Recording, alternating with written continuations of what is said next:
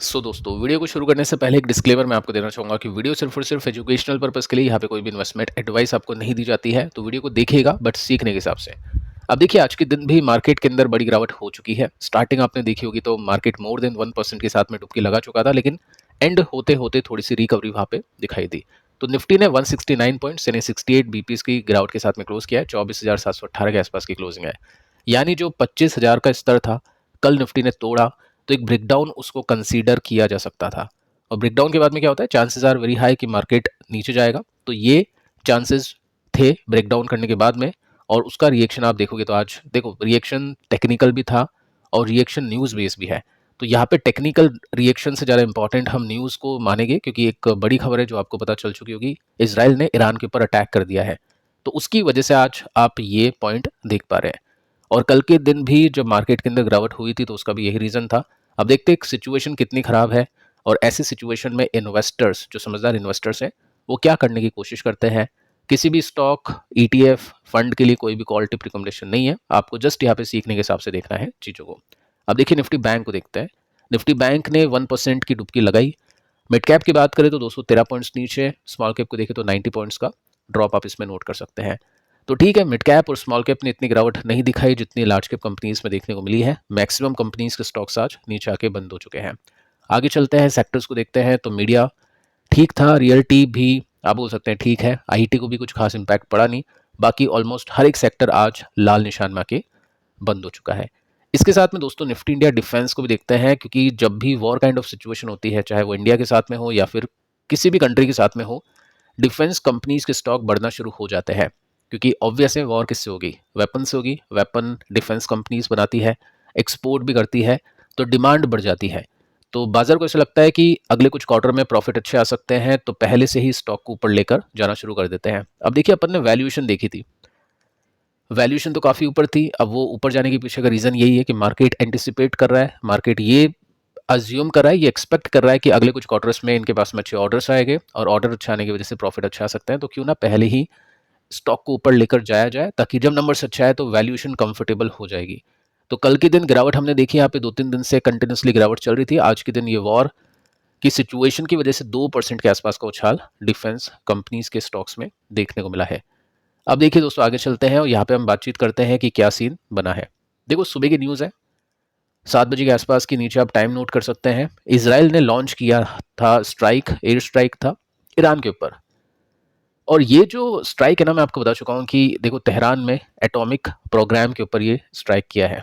अब जो डील हो चुकी है यूएस के साथ में कि इसराइल के पास में यूरेनियम है न्यूक्लियर वेपन बनाने के लिए, लेकिन यूएस नहीं चाहता है और कोई भी नहीं चाहता है कि इनके हाथ में ये वेपन आ जाए, क्योंकि गलत तरीके से यूज़ में ले सकते हैं, चांसेस आर वेरी हाई।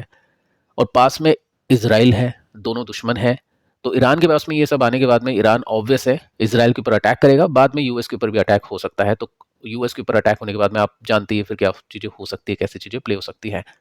तो वर्ल्ड वॉर या पूरी अर्थ ही तबाह हो जाएगी, इस तरीके की सिचुएशन यहाँ पे बनी हुई है।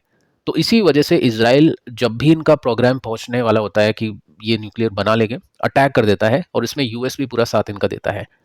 अब ऐसी जब भी सिचुएशन होती है तो क्या होता है, ऑयल के प्राइसेस बढ़ जाते हैं, क्योंकि डिमांड तो है ज़्यादा, अब सप्लाई नहीं होगी ईरान से, बाकी मिडिल ईस्ट से, तो क्या होगा, प्राइसेस बढ़ेंगे। तो ऑयल का प्राइस आपने देखा, यहाँ पे आप नोट कर सकते हैं, 7 बजे 8.5% के साथ में ऊपर चल जाता है। तो ऑयल बढ़ेगा, ऑब्वियस इन्फ्लेशन बढ़ेगा। अब इन्फ्लेशन कम हुआ, डेटा अच्छा आ रहा है, रेट कट हो रही है, तभी तो मार्केट के अंदर पैसा आ रहा है। अब वो सब चीज़ें नहीं होगी तो मार्केट के अंदर कैसे पैसा आएगा। तो उसी वजह से आज मार्केट के अ, गिरावट वाले दर्शन हमने देखे।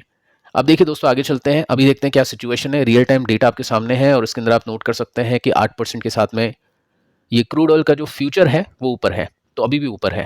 ठीक है, अब इसके हिसाब से ओपनिंग हो सकती है यूएस के मार्केट के नीचे। लेट्स सी, आने वाले वीडियो में हम उसके ऊपर भी बातचीत करेंगे, जो भी कुछ बड़ी खबरें होगी स्टॉक से लेकर मार्केट तक, सब कुछ हम वहाँ पे डिस्कशन करेंगे। अब देखिए, इसके बाद में दोस्तों एक न्यूज़ आती है कि ईरान की जो मीडिया है वो क्लेम कर चुकी है 7 बजे के आसपास कि हमने यहाँ पे डिक्लेयर कर दिया है वॉर। ये देख सकते हैं, इसराइल के अगेंस्ट। और इसमें अगर आप देखोगे तो मेंशन कर रखा है ईरान की टीवी रिपोर्ट्स ने कि न्यूक्लियर जहाँ पे अटैक किया था इसराइल ने फैसिलिटी में, वहाँ पे एब्सेंस ऑफ न्यूक्लियर, ये जो भी इनके प्रोग्राम था वो एब्सेंस था, वहाँ पे ऐसा कुछ नहीं था। ठीक है, आगे चलते हैं।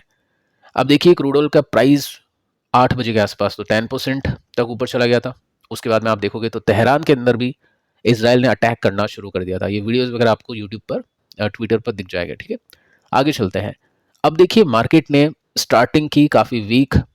मार्केट कैसे ओपन हुआ? गैप डाउन हुआ, 1% की गिरावट के साथ में हुआ ओपन, और ये 11% तक चला गया था क्रूड ऑयल का प्राइस। अभी थोड़ा सा नीचे आया है तो मार्केट ने रिकवरी दे दी। अब देखिए ये सब चीज़ें लिंक करती है, ऑयल बढ़ेगा तो मार्केट गिरेगा। ये मतलब पत्थर की लकीर नहीं है, लेकिन हाँ मोस्ट प्रोबेबली ऐसे ही होता है। मोस्टली ऐसे ही केसेस हमको देखने को मिल जाते हैं। और साथ में आप देखोगे तो कौन कौन से सेक्टर्स में पिटाई हुई? ऑयल एंड गैस, एविएशन, ये सेक्टर्स आज काफ़ी वोलेटाइल देखने को मिले हैं। और इसके साथ में हम आगे चल के देखें, अब तबरीज़ ये एक जगह है ईरान में, इस पर भी अटैक इसराइल ने करना शुरू कर दिया। देखो इसराइल अटैक करेगा तो कैसे करेगा? गाजा की हालत आप देख सकते हैं। तो मार्केट को लग गया है ऐसा कि अटैक लंबा चलेगा। यूएस भी काफ़ी खुश है इस अटैक से। मैं आपको थोड़ा सा आगे चल के ये डेटा भी दे देता हूँ जिसमें आप नोट कर सकते हैं कि ट्रंप ने बोला है इसराइल ने जो किया है एक्सीलेंट, बहुत अच्छा है। ठीक है, और ये सब चीज़ें अगर एस्केलेट करती है, आगे चल के पहुंचती है, तो डेफिनेटली यहाँ पे वीकनेस आ सकती है। और जब भी वॉर काइंड सिचुएशन होती है तो कौन कौन सी कैटेगरीज बढ़ती है, कौन कौन से स्टॉक्स या क्या बढ़ता है, उसके अंदर देखते हैं अपन की क्या पैटर्न बनते हैं। जस्ट मैं आपको सिखा रहा हूँ कि इस तरह की सिचुएशन होती है तो कौन कौन सी कैटेगरीज अच्छा परफॉर्म करती है और कौन कौन सी कैटेगरीज खराब परफॉर्म करती है। अब देखिए टोटल मार्केट के अंदर गिरावट थी। क्लोजिंग बेसिस में डेटा हम देख चुके हैं, तो सीधा आगे चलते हैं। और इसके अंदर आप नोट कर सकते हैं कि ट्रंप ने स्केड्यूल कर दी है एक मीटिंग ईरान के पीएम के साथ में, या जो भी मतलब आप प्राइम मिनिस्टर जो इनके हैं उनके साथ में, ये प्रेसिडेंट के साथ में इन्होंने ये मीटिंग सेट कर दी है। लेट्स सी दोस्तों क्या होता है, क्या कंक्लूजन निकलता है। यूएस इनको रोकता है या फिर इसी तरह से इनको मोटिवेट करते रहता है लड़ाई के लिए, ये जो वॉर चल रही है उसके लिए। लेट्स सी कि आगे क्या सिचुएशन देखने को मिलती है। अब देखिए इसकी वजह से निफ्टी ने आज स्टार्टिंग तो काफ़ी ख़राब की, उसके बाद में रिकवरी के साथ में निफ्टी ने क्लोज किया। 170 पॉइंट्स की ही गिरावट निफ्टी में थी क्लोजिंग बेसिस पे। और यहाँ पे आप नोट करोगे तो पैटर्न कैसा है? पैटर्न वही है, कप एंड हैंडल पैटर्न है, जिसमें आप एक स्विंग देख सकते हैं, बट एक कंप्लीट स्विंग के लिए इसको ब्रेक करना पड़ेगा। ब्रेकआउट हुआ था बट वो ब्रेकडाउन के अंदर कन्वर्ट हो गया, क्योंकि टेक्निकल से ज़्यादा इंपॉर्टेंट फिर वो फैक्टर्स हो गए थे, न्यूज़ वाले फैक्टर्स। और न्यूज़ ही नहीं है सिर्फ, ये इम्पैक्ट करेगी कंपनीज के फंडामेंटल्स के ऊपर, क्योंकि पेट्रोल डीजल के दाम बढ़ेंगे और भी जो वेजिटेबल्स है, चावल, ये सब चीज़ें हैं, इनके दाम बढ़ेंगे तो डेफिनेटली इम्पैक्ट होगा इन्फ्लेशन के ऊपर और कंपनीज के ऊपर भी इसका इम्पैक्ट होगा। तो यहाँ पे क्या हुआ, स्टॉक वापस से नीचे आना शुरू हो गए और मार्केट अपनी एक रेंज में आ चुका है जो कि 24,500 से लेकर 2500 के बीच में बनी हुई है। देखते 24,500 पर संभलता है या फिर उसको भी तोड़ के नीचे जाता है। अब देखिए दोस्तों, ऐसी कैटेगरीज जब भी होती है, मतलब ऐसी सिचुएशन जब भी होती है, तो एक गोल्ड की जो कैटेगरी है वो अच्छा कर देती है। सेफ एसेट इसको बोलते हैं। जब भी कुछ प्रॉब्लम आती है तो इसको इन्वेस्टर्स खरीदते हैं और इनके प्राइजेस ऊपर जाते हैं। जैसा कि दोस्तों अभी आप नोट कर सकते हैं कि गोल्ड का प्राइस 1 लाख रुपीस को ब्रेक कर चुका है अगेन। मिडिल ईस्ट की टेंशन है, इसकी वजह से गोल्ड के प्राइसेस बढ़ चुके हैं।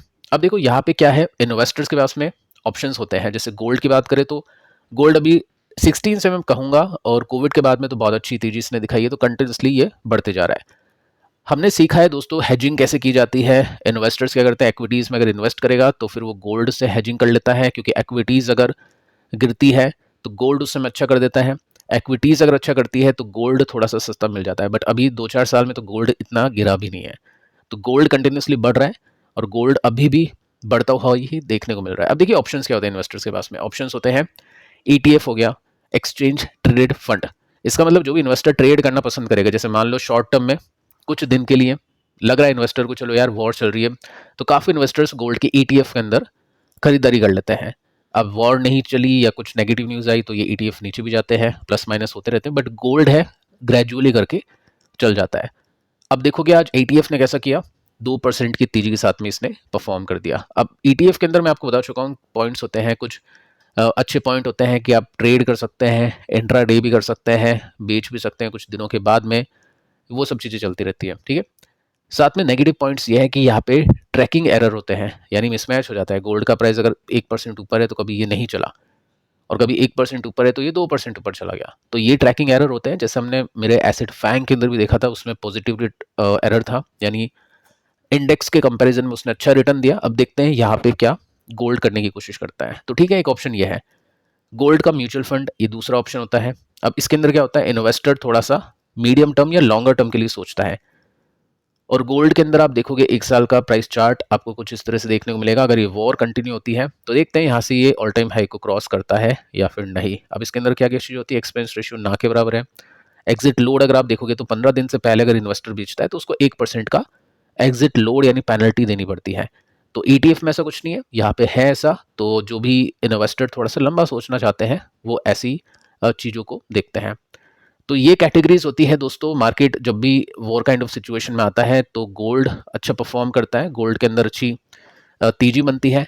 इक्विटी में क्लासेस होती है, जैसे मान लो हमने देखा कि सिचुएशन खराब थी कोविड के समय तो गोल्ड ने अच्छा किया। इक्विटी में किसने अच्छा किया, वो डिपेंड करता है किसके प्रॉफिट बढ़ेंगे। तो फार्मा कंपनीज ने अच्छा किया, कोविड के बाद में क्या हुआ, टेक कंपनीज ने अच्छा किया।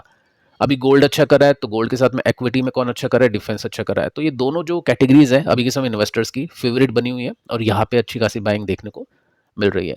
तो फिलहाल दोस्तों इस वीडियो में इतना ही। कल के दोनों वीडियोस आप देख लेना, यहाँ से भी आपको काफ़ी कुछ सीखने को मिलेगा। मिलता है नेक्स्ट वीडियो में, तब तक के लिए बाय बाय।